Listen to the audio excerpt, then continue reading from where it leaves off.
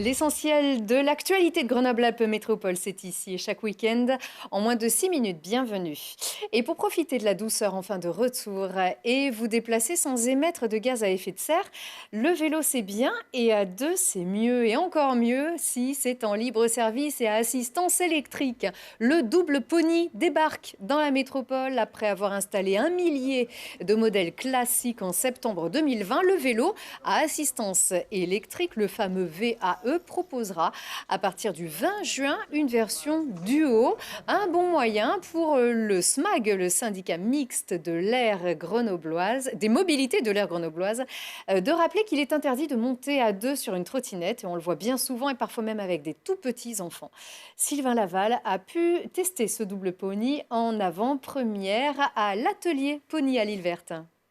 C'est tout à fait confortable, voilà, ça change rien. On a vraiment le sentiment d'être sur un vélo classique et l'avantage c'est qu'on peut être deux. L'objectif que la métropole avait en lien avec le SMAC, c'était d'avoir un vélo qui permette de se déplacer à deux en même temps, ce qui est une grande nouveauté. C'est même une innovation française et européenne. Et donc nous sommes très fiers que Grenoble ait été choisie comme la ville qui va pouvoir le tester pour la première fois et qui est donc pionnière en la matière. C'est une première mondiale, c'est la toute première fois qu'on produit et qu'on fabrique ce vélo et qu'on le déploie. Donc on commence avec une flotte de 250 vélos. Le double pony, c'est le premier vélo cargo conçu spécifiquement pour le partage et qui va être disponible dans les jours à venir à la location au trajet dans les rues de Grenoble à travers l'application Pony. Donc il a une géométrie qui est un peu particulière, on est très haut, très confortable, un peu comme un vélo à la hollandaise finalement. On a ce rack à l'arrière qui permet de transporter un passager et on a en fait deux packs batteries qui permettent d'avoir une autonomie jusqu'à 100 km. Et donc on est en train, là derrière, on voit en fait de procéder à l'assemblage final du vélo. Et donc ici, effectivement, à l'arrière, on a un siège qui permet de transporter jusqu'à 200 kg de charge. Et donc l'assistance électrique fait tout le travail pour vous permettre de vous déplacer facilement.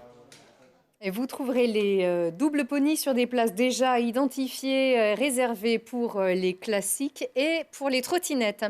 Respirer, c'est aussi une démarche globale qui doit intégrer de nouveaux réflexes et surtout des nouveaux modes de vie qui doivent tendre à privilégier autant que possible les circuits courts. La métropole grenobloise veut développer l'agriculture locale et aide les paysans à s'installer sur le territoire.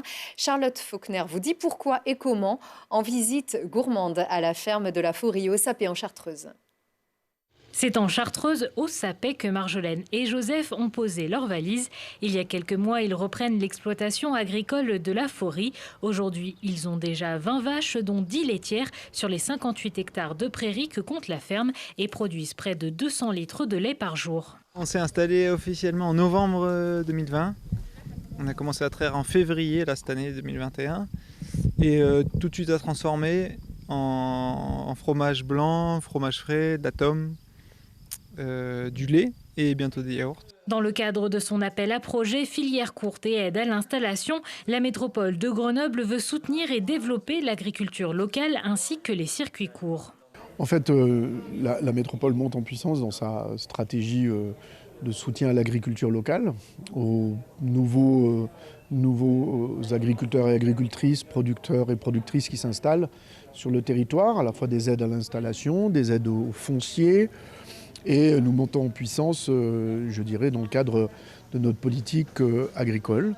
Parmi les exploitants soutenus par la métropole, Marjolaine et Joseph, ils ont reçu 21 260 € d'aide, un vrai coup de pouce pour les deux co-gérants de la ferme. Alors cette aide, elle nous a beaucoup servi.